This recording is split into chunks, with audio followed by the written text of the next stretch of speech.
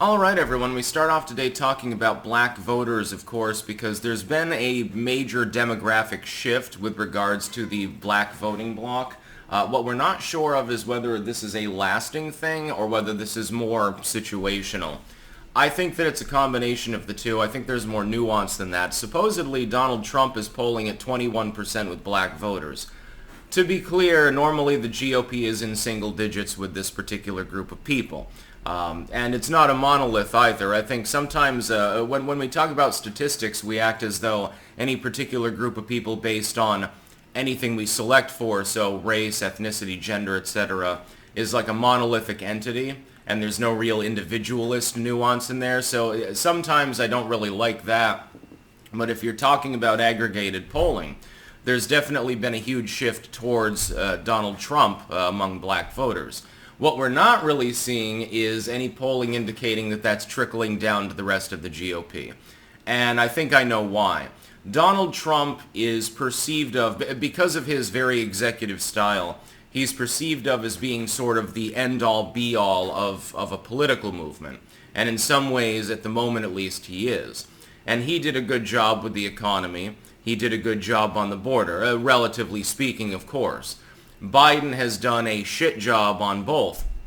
It's not a huge surprise to me, therefore, that when the polls snap in some states 20 points in the other direction, that black voters would be part of that pushback against the Biden administration and its failed policies. What we're not sure of is, number one, what the exact number will be on Election Day. If it's above 20, it's going to be legendary. Quite literally, it would be the first time that a GOP candidate managed to get that margin in something like 5 or 6 decades. That would be pretty impressive. So number one, we have to look at the number.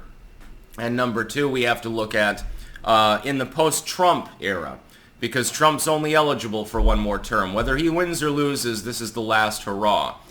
In the post-Trump GOP, with him probably deciding to hand-pick a successor and probably through victory, and who his running mate is. It could be J.D. Vance, it could be Doug Burgum. I think that'd be a bad idea, whoever he chooses. Could be Little Marco, it could be Elise Stefanik. I think, that again, that's a bad idea.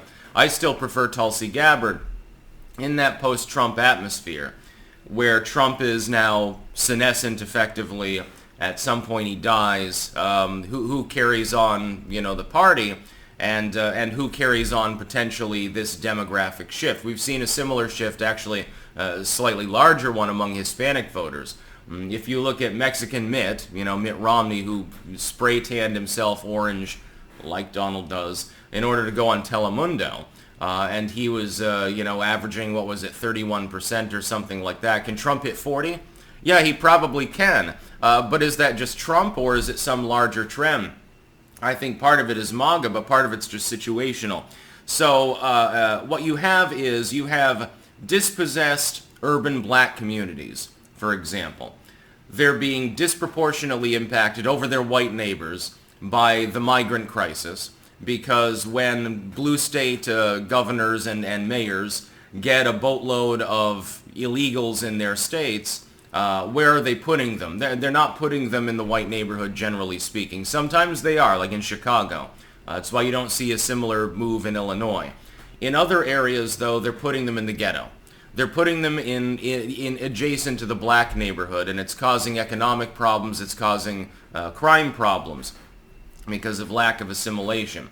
They also, if you have a group of people, and this is true only as an aggregate, not for individuals, admittedly. But as an aggregate, black Americans earn a lot less money.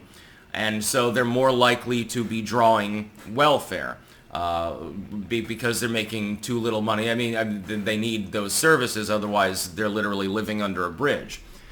When they read the news, therefore, and they see that some group of people that is not even legally in the country is receiving more aid than they are, just freebies hand over fist, both federal, state, and sometimes even municipal, I can imagine that it chaps their ass a little bit. And so I think that lends into it as well. And finally, it would be the economy. which is something that everyone worries about. It doesn't matter what race you are. It doesn't matter what gender you are. The economy does matter. If it flatlines, unless you're a 1% of 1%er, you've got some problems. If the economy's going well, then people at the bottom tend to have more purchasing power, more upward mobility. There's at least a vibe, as they're using the term now improperly generally. They're trying to borrow Gen Z terms. You see it in the legacy media. It's funny, a bunch of old fogies in the newsroom trying to rip off the Gen Z. I find it hilarious. I'm just young enough to be able to pass, I suppose. But the economy plays a huge role. And it does disproportionately affect people at the bottom of the totem pole, in the working class especially. So you've got some working class neighborhoods, same with Hispanic voters along the border. Not only do you have a compounded migrant crisis there, you also have disproportionate economic issues. I'm wondering how much of this surge in support among, the BIPOC vote, as the Democrats would call it, goes away if the economy resolves itself and the border is taken care of. Because I have a sneaking suspicion, because remember, people have a short attention span. If the border crisis goes away, and if the economic crisis goes away, as under Trump I think that largely it would it ironically negatively impact those voting demographics in the next election? There's every possibility that they would. Many of those individuals are ingrained Democratic Party partisans who have simply jumped ship temporarily because of the number of crises going on. But they don't blame Democrats in general, and they don't blame left-wing politics in general. They blame Joe Biden in specific. Well, once Biden's gone, they snap right back to the old partisan way. This does happen among voting demographics. I'm wondering if this is a longer-term demographic trend or whether it's more temporary. CNN and all the other legacy media outlets flipping out over this, by the way, because if Trump gets anywhere near 21%, he almost can't help but win the election. There's not going to be enough votes across the board in urban America especially to carry Joe Biden ahead of suburbia and rural America. The votes just aren't there. They don't exist.